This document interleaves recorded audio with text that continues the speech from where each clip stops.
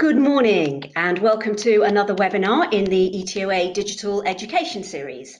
My name's Rachel Reed, I'm Head of Communications here at ETOA, and today's topic is making the most of personalisation. And it's going to be hosted by InspireTech, one of our very active ETOA members. In a moment, I will be handing over to Paul Middleton and Luke Francis to lead the session. Just before I do, a small amount of housekeeping. We will be recording the webinar and we can send you the link straight afterwards, so no need to take copious notes if you don't want to. During the session, you can submit your questions using the facility on your screen, and once the presentation's finished, there will be time at the end for the questions, so do please send them in and we will cover those at the end. If we don't get time to cover all of them during the webinar, then Paul and Luke are happy to take the conversations offline and answer them afterwards. So without further ado, I will hand you over to Paul and Luke to lead today's webinar. Good morning, everyone. Thank you for joining us. Thank you, Rachel, for the introduction. This is Paul Middleton. I'm joined with Luke Francis from InspireTech, and we're going to cover the topic of personalisation, as Rachel mentioned a couple of seconds ago. So the main focus of today's session will be covering 4 points. Using a single customer view to drive a personalised service and improved efficiency. I guess it's something that everybody's driving towards in the industry. And what personalisation really means in the travel industry. It's a hot topic, talked about at a lot of conferences and events, but what does this really mean? And how effective can you make use of your data? We all have a lot of data in our databases, but are we really effectively using that to attract customers and create personalisation? Then we've got a short demonstration at the end with regards to just a snapshot of Holistic, which is InspireTech's product CRM personalization tool. But just before that, what I'd like to do is just give you a brief introduction to InspireTech, who we are and what you do. Just 5 minutes. Okay, so InspireTech. Okay, it's a pretty new brand, InspireTech. It's only been out there for a few years, but the company itself is an established travel technology provider, being established 25 years. A lot of people out there may know us for Comtech, who's very established in the industry. But InspireTech is now a group brand bringing together 4 companies that I'll explain shortly. But we're very much focused as a technology provider on customer-first technology that's providing, as you can see, an end-to-end digital solution to help organizations grow. So we've come from a very traditional technology background into recently focusing on technology that actually drives conversions and retains clients. At the end of the day, lots of systems out there will focus on back-end solutions, IBEs. There's lots of terminology out there, but at the end of the day, it has to be customer first technology, and that's our focus. Okay, so as I said, we've been going 25 years. We've got about 120, we'd like to say, experts in the business, and these are spread across 2 locations, but 90% of our staff are based in Cardiff, in the UK. That's where we're talking to you from our office. Just outside of Cardiff. We're in 12 countries, so we are a global technology provider, and our systems are deployed across 12 countries. We currently generate about £2 billion worth of bookings across 2.5 million passengers across our client base. So just a little bit of background on where we came from. So originally there was only one company called Comtech, and more recently InspireTech then acquired a number of businesses and formed a group which was bringing together really best of breed technology under one roof. Okay. And quickly, just the products and services, we're only, should I say, going to be focusing on the second one into the left on the screen, Holistic. But essentially what InspireTech do is we provide travel technology to mainly tour operators for outbound DMCs and wholesalers and suppliers. And it's mainly around the advanced tours, tailor-made, ancillaries, dynamic packaging that the companies sell products around. And we have a number of solutions, which is from back-end to CRM, to travel agency software, to online solutions. Just a snapshot, some of our customers, very diverse. You might see a few ETOA members in there, but anywhere from a very small specialist company with 5 people up to somebody like Thomas Cook Gold Medal with hundreds of different users in their organization. And there's a few non-travel brands in there as well that we work with on our e-commerce solutions. And that's a brief walkthrough of InspireTech. If anybody's got any more questions on InspireTech and what we do, feel free to ask at the end, or quite happy to take a call or an email and discuss with you in more detail. Now I'm going to hand over to Luke, who's our Group Product Manager at InspireTech, who's been focusing on personalization and how we can utilize that with data in CRM. Okay, hi everyone. As Paul said, my name's Luke, so I'll be talking to you about personalization, and this is kind of a presentation that we have, which is paired with a kind of personalization guide, which we can always share after the call as well. So we all want to be treated as individuals, so a name and not a number. A lot of organizations introduce self-service models, partly driven by the desire to reduce costs, and partly because people are engaging more digitally than they ever have before. This inadvertently results in removing a lot of human touch from the experience and interaction. Humans are social animals, and we seek the companionship of others. So the human social dynamic is built upon establishing close relationships, and we're constantly retuning how we engage with people. So that old adage, people buy from people, can't be ignored. So when we're using an increased amount of technology, when machines are getting involved, that can't be ignored. We have to give that kind of human experience back to people. So clearly the technology is here to stay, but we do have to augment that technology with the human experience, and augment the human experience with the technology, and look at how they can work together. So when we talk about personalization, we always talk about a number of different aspects around the pros and cons, around the challenges, and around the opportunities as well. One of the challenges that we always come across with things like personalization is around what we call the creepiness factor. So this is always an interesting one that we talk about, which says that a lot of people don't actually accept personalization. They don't want personalization, and a surprising number find it creepy.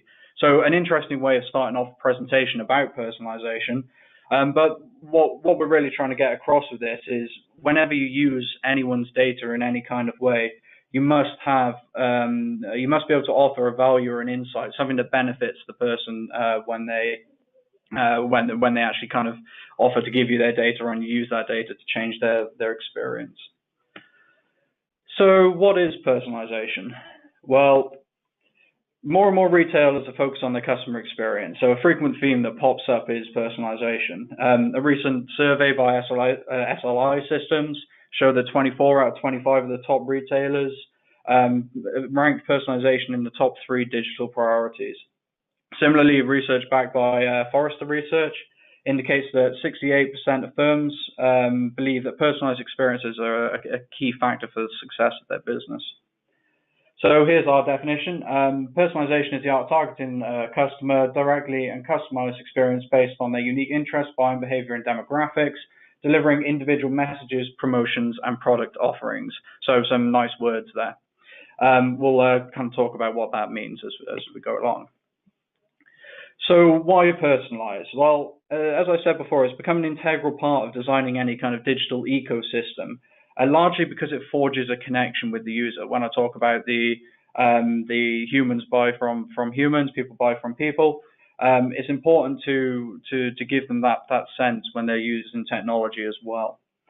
So the main goal of personalization is to deliver content and functionality that matches the specific user needs or interests with no effort from the users.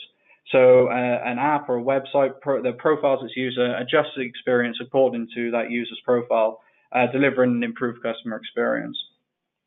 So another reason why we always look to try and use personalization when we can is around navigating the vast amounts of content that are out there. We know with a lot of us use Netflix. and 75% of their views come from personalized content and personalized recommendations. It forms the basis of their entire system.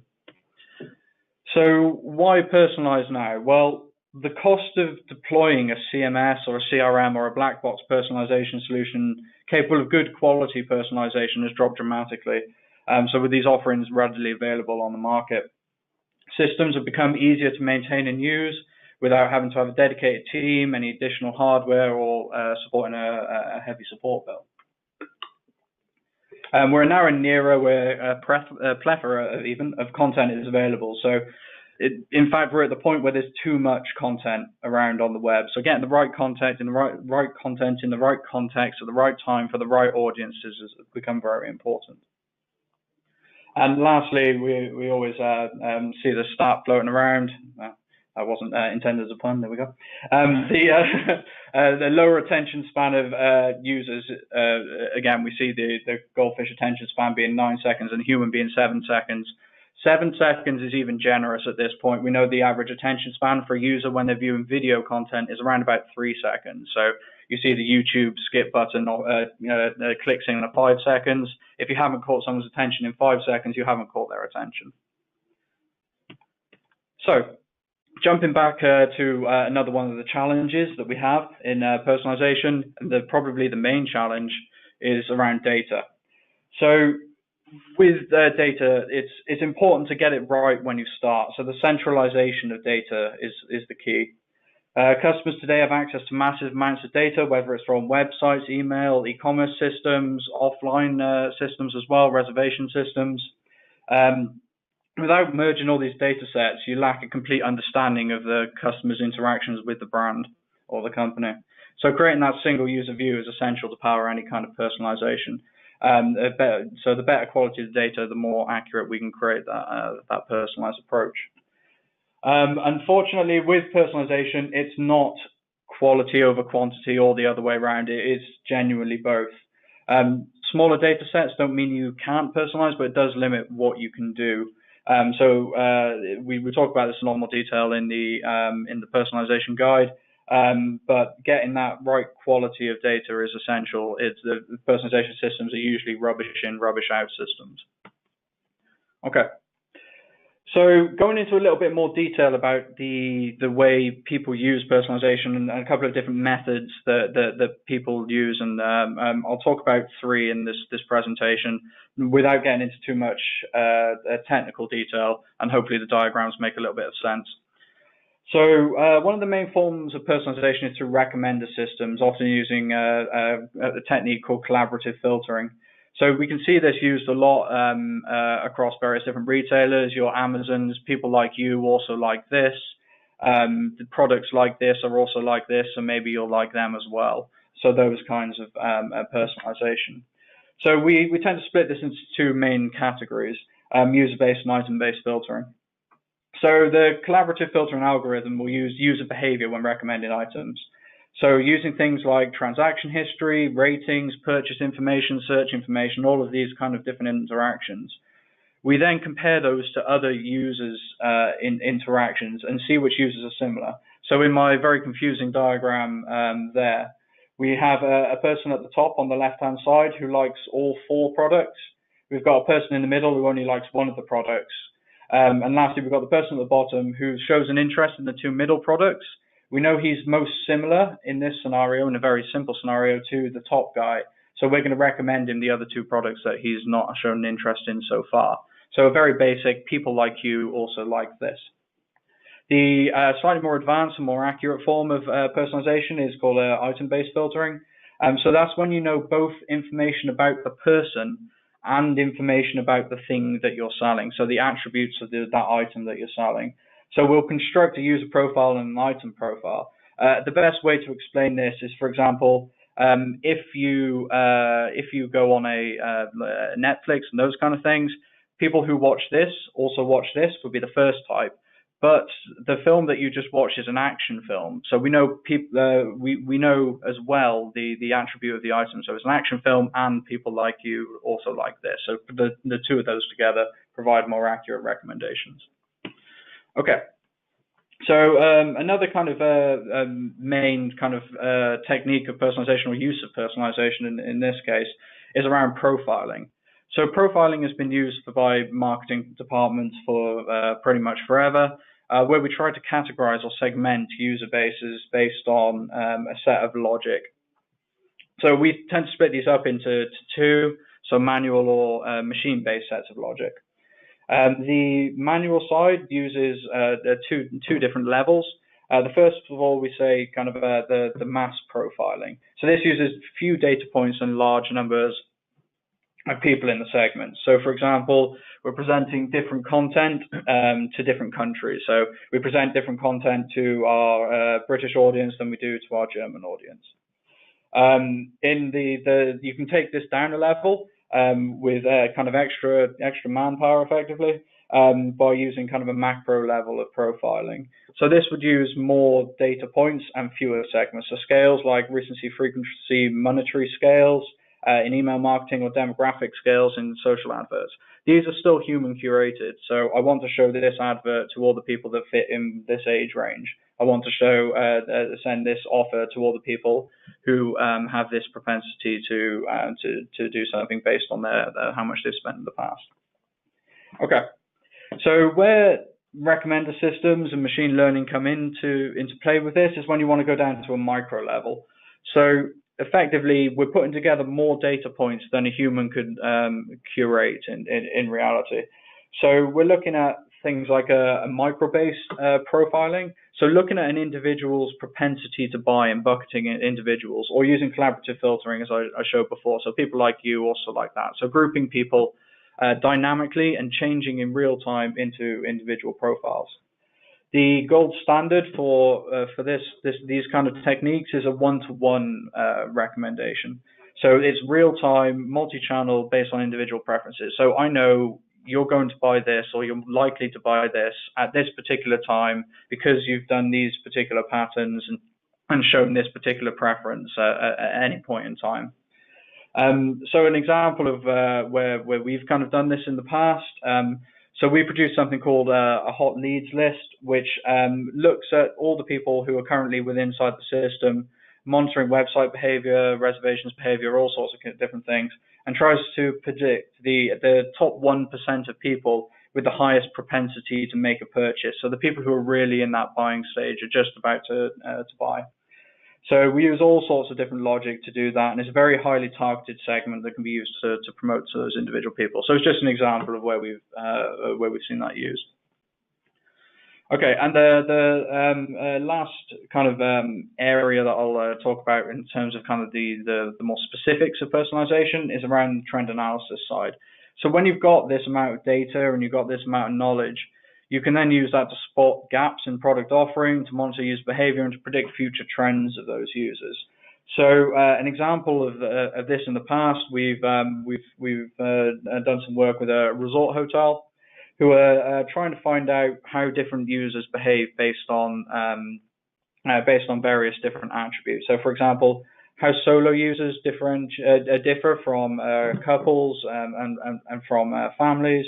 How business users differ from leisure users, how major events affect buying behavior. So looking at those kind of things to try and predict trends in booking behavior. Okay. So I'll talk a little bit about the technology behind recommender systems. So as far as I can tell, there are kind of three main sources of recommender systems in the industry, or personalization systems. You can get a CRM-based one, things like the software that we offer, the Salesforce, and those kind of systems. You can get CMS-based personalization, so like Spin Doctor for Umbraco, with Sitecore, those kind of systems. And you can also get black box systems, which you push data in and pull data out, and the personalization kind of happens by magic in between. We're always an advocate of CRM-based personalization, and the reason for that is personalization doesn't need to be as complex as all the stuff that I've just talked about. CRM can bring some major benefits. It can be the source of a single customer view, allowing the collection of all that data. But it can also allow users to put qualitative data on top of the quantitative data that we gather automatically. So you can pair the personalization with marketing systems, with call center screens, with pulling those back into reservation systems, and all of that can be done with inside the CRM. CMS personalization is great for on-the-fly changing what's happening on a website, but it very often doesn't take into account the wider knowledge of a user about, did this user buy this particular product last year? Is this user more of a city breaks person, or a cruise person, or a long haul kind of luxury person? So all of that data is more easily found in the CRM scenario from what we found. Okay. So I'll talk a little bit about some of the more kind of innovative stuff that's going on in the market at the moment, to give you a bit of a flavor of what personalization again will look like going forward. So one of the areas around here is applied AI, or advanced machine learning. So we have all the tools that we need to make machine learning work, and all the software to make it work, and all the hardware. It's becoming easier and easier to use GPU processing to kind of predict these things. But the challenge we always have is around allowing the machine to adapt and act autonomously, rather than just executing predefined instructions, or taking in kind of the human behavioral training. So allowing a more pure form of machine learning, where the machine can do more of the work itself.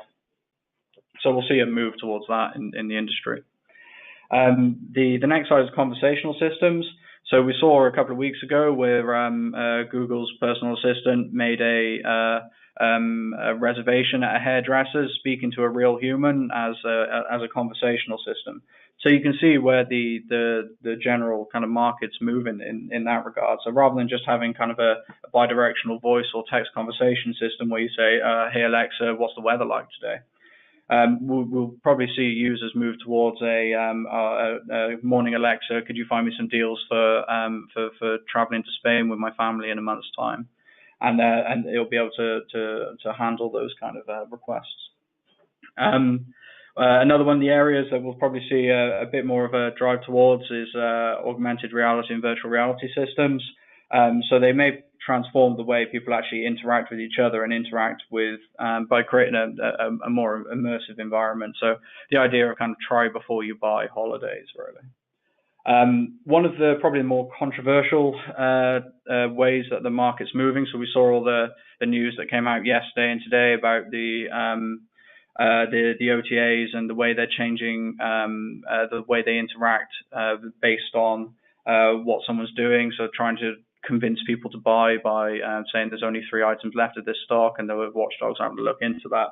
But the reality is the market will move more towards a personalized pricing approach, where depending on who you are and what you do and your history, you'll be offered different prices to different people. If you're a person who will pay more for something, you're a person who will end up paying more for something.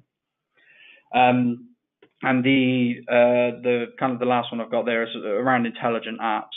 So this is a concept that we put together and working on at the moment. So the idea that an app is completely individualized to the user. So where when a user's going to travel, when they're traveling, when they come back from a travel, it completely dynamically changes.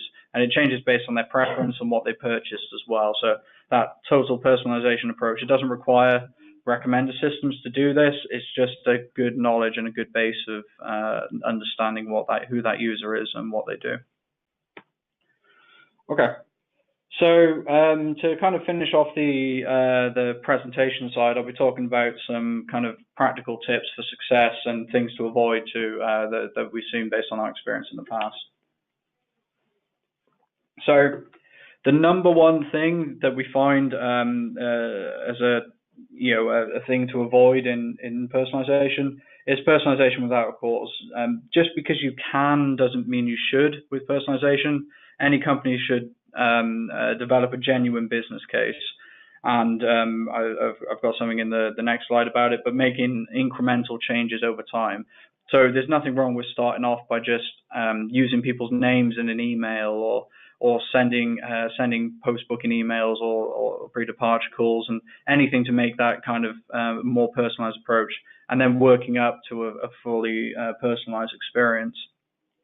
So developing a proper ROI with a proper business case with key deliverables in the plan is important for any kind of personalization. The next one is around inaccuracy. So this is usually caused by a misuse of data, or a lack of data, or a lack of good quality data. We've seen this a lot in the past, where it's difficult to get different systems talking together, so it's important to get that right before even starting. So hence me being an advocate for CRM-based personalization. And the other side of that causing inaccuracy is an over or under use of business logic. So we've seen this before, implementing a reviews recommender, where we let the recommender just go without any logic in it, and said that when people were clicking on 1-star reviews, they kept getting presented 1-star reviews. The problem with that is people kind of feed off that, and we get into what we call the spiral of despair, where people, they show a propensity for 1-star reviews. So all we show them is 1-star reviews. So everyone was getting full pages full of negativity on the website. So to counter that, we said, okay, we're only showing 4 or 5-star reviews. And the issue with that is that it does remove some of the kind of belief or trust in that website, because no one believes that everything is 5-star or 4-star. So it's important to get a nice balance, and that can only be done with A/B and multivariate testing. Okay, the next one is over-the-top personalization. So we've seen this a lot in the past. Everyone's different in the way they interact with personalization, but there's nothing worse when it gets taken too far and actually prevents the user being able to not being able to use a website, or not being able to have the experience they expect because of personalization. We've seen it in the past where people have shown offers on some pages. They go back to the home page, they can't find the offer they're looking at. Well, we may have personalized a different kind of offer for them, but if the customer can't find that offer that they did actually have an interest in, that does cause issues. The next one, creepy marketing. So I talked about this at the start. There is a balance, which is different for each different business and different brand or different customer. There's somewhere between a kind of we know where you live, we're following you, and we know everything about your life kind of marketing, right the way up to just using your name, and somewhere in between that is there's a right balance. So seeing your name in an email is fine, but you don't want to see your face on an ad on someone else's website, for example. So there's always challenges as well around client privacy. So GDPR does actually help in this. The giving customers control over whether or not they want to be personalized too does actually help with their acceptance of it happening. So if more people are willing to have a personalized experience when they've actually said they're willing to have a personalized experience. So GDPR is both a challenge and a help with personalization. Okay, so the next bit is around kind of tips for success. So as I said earlier, the number one tip for success is to start off with a single customer view with good quality data. So try and build together an idea of who your customer is and the way they interact with you, not just a name and what they purchase, but any kind of interactions that you have with the customer, and record those as best as you can inside one system. Starting off small, so incremental changes and measurable incremental changes with personalization is key for the success of it. Empowering marketing. By marketing, I don't just mean marketing, I mean sales and anyone else who's going to use it. We've seen examples in the past of personalization systems that get stuck in IT. And what I mean by that is you implement them and the IT guys know how to use it, but it's not the IT guys that get the benefit out of using a system like that. It really is the marketing and the sales team. So making sure they're the ones that have the ownership of the project is usually a key success factor. The next one is an omni-channel focus. So it relates to the single customer view, but giving someone an experience which is the same online and the same in the call center and the same in email, where they're getting offers you see an offer on the website and it's the same one that someone can see in the call center. As much as you can have an omni-channel focus is important to do. I've mentioned measuring success before, so setting out key success factors before you start the project, and content quality. So this is one that we've seen again in the past, where we've had a personalization system loaded with a load of bed bank content and personalized all of that. And as people start getting into more specific requirements, more specific needs, they started getting into the depths of the bed bank content of the, some really, not pleasant to look at images without the inspirational content that people need to purchase. So making sure you have a good quality content and use wisely is important.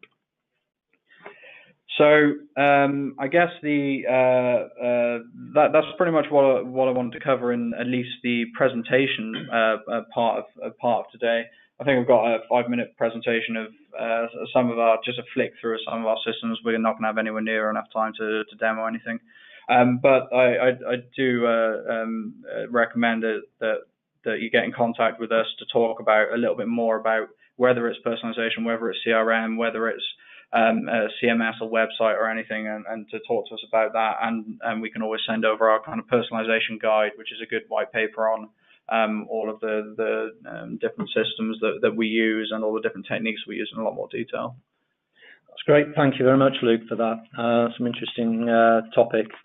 So as Luke said, if you do want to know more, then you can contact myself, paul.middleton@spiretech.com, or give me a call.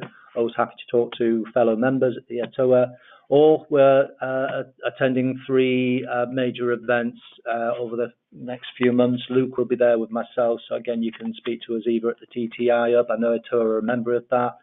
We're at the GEM Marketplace on the 2nd of November, and of course at the World Travel Market. We also have a personalised white paper. You saw that on the previous screen. We're quite happy if you want to give me a call or drop me an email. We'll send you an electronic version of that as a white paper. But apart from that, that's all from us. Thanks very much for listening. And I think we'll just give you a quick flick through of some of the screens in use. I think we've just got time, to do a few minutes on a quick demonstration of how we've applied personalization into our own CRM. Cool. So again, won't dwell too much on this, but it comes back to the idea of creating a CRM, a single customer view, and all the things that you can do with a CRM that use personalization at its base. So I won't flick through too much. I've got all these preloaded anyway. So creating a client profile is very important. So having all of that details about all of your clients and all of your agents in one place, and then being able to build off that. So using this as a link to different reservation systems, phone systems, email systems, websites, and to really have kind of that view of a user, all of their bookings, any tasks, any complaints, all of that knowledge gathered in one particular place. Similarly, I know I'm clicking through, but all of their activity. So whether it's a phone call, whether it's a quote, whether they've read a review, whether they've looked at how to search, whether they've sent through an inquiry, any kind of information that you can put inside the one view to power this, not just personalization. So for example, we use a segmentation tool. So find me all the clients who inquired but did not quote last month and send them a chaser email or follow-up email. Find me all the people who traveled to Barcelona in the last 30 days with various different kind of offers. Find me all the people who have booked the Galley Bay but have not booked insurance, for example. Anything like that is so useful. And when I talk about, okay, you don't necessarily need recommender systems to do personalization, this is what I mean, where you can get a lot of intelligence, a lot of power, and a lot of knowledge just based on very simple kind of systems in here. And then you can always use this to power various different kinds of marketing. So you can use new deals for this week, and then the blank spaces we've got there, inject personalized content, inject web offers, and various different things. I'll show you very quickly some kind of the personalization approach working. Sorry, wrong one. Okay. So this will be a standard website for us. It's very basic background. So it's just a very quick example. We've got just generic offers here with nothing in particularly showing. But as soon as I start interacting with the system, so I'm searching Bristol to Barcelona. I do a search. Probably not going to come back with anything on this one. But if I go back to the home page, then what we can see is that you can change pretty much anything to be personalized. So we've changed the background to be a picture of some Barcelona holidays. We've tagged up a load of different content around Balearic holidays, around Spain city breaks, around Barcelona trips, Andalusia trips. All of this kind of stuff can be done very simply using a tag matcher. This one, for this example, doesn't even use the machine learning logic. So really simple. If people are searching for this, we should show them these kind of offers. So yeah, just a quick example of just showing that working in kind of a live environment. Okay, so I'm pretty much good to take any questions in the 10 minutes less than 10 minutes we've got left. Thank you very much, Paul and Luke, for sharing all your insights there. Lots of interesting things. As you mentioned, we have just got a few minutes left for a couple of questions, and a few have come in. There's one here on your piece about predicting future trends. That's how clever do you think that could get, and where could we go with that in terms of predicting what people might do? So I guess there's two different areas around that. So predicting future trends can be on a specific individual level. So you can predict with systems like this at what booking stage someone is. So whether they're just browsing, whether they're ready to buy, whether they're kind of in between that, and you can target different marketing to try and push that. So to try and predict an individual's future. The opposite side to that is at a more macro level, where you can effectively look at trends in the past to try and predict trends in the future. So we've built something called a pattern exception report, which looks at, so for example, this user booked with us 2 years ago, they booked with us last year, and they haven't booked with us this year. So it's looking at those kind of exceptions and patterns and automatically predicting those. You can get smarter if you need to and trying to predict real future trends by looking at any past information. But as we know, this is all affected by external effects, especially inside travel. There's a lot of different environmental effects, political effects that affect what people will book. So you can use it academically, and you can use it as a guide, but in terms of pure prediction of future trends, there is only, like I said, so much you can do. So usually our focus is on the individual rather than on the macro level. Thank you. We've got one here on creepy marketing. Do you have any feedback on specific types of things that people find creepy? Have anybody given you any examples where they've said, we really don't like this and avoid it? The challenge with this is in different industries, people interact differently. So we did have a client who used this system for outbound calling. So they thought at the start that that people would never want to be outbound called just because they'd just been browsing on the website. But with the right amount of kind of scripting around conversations, they did actually have some really good positive results on that. So it's very much around tailoring any kind of marketing to your audience. In terms of specific examples of creepiness, it relates back to what I just said. It's more about the wording of things and giving people some kind of positive, something positive back for their data. So they've given you their data, you're using it back to market. So you have to give them something for that, whether it's specific offers that no one else can get, and those kind of things to actually take down the creepiness. Great. I think we've got time for one last question. There's one here which I think lots of people will be interested in. It's on GDPR. will this hinder personalisation in terms of, are there things you can't do now that you could do previously? Yes and no. So you can no longer use people's data without their consent. So using historical data to predict future patterns without explicitly telling someone that you're going to do that will be a challenge. But in terms of the real-time personalization, in terms of understanding what people are doing right now and interacting with them, that doesn't really change as long as you're that's reflected correctly on the website and you're telling people that you are doing that and giving them the option to opt out. So really simple to do that is you can do you accept personalization, remove the personalization cookie if you don't, and everything will come back with default offers rather than personalized offers. So quite simple. But yes, the amount of historical data that that you can use to feed these systems will be affected by GDPR without people's consent. In terms of what GDPR means for personalization going forward, with anything related to GDPR, there's a lot of gray areas around tracking people, for example, between sites, what data you can and cannot hold about people.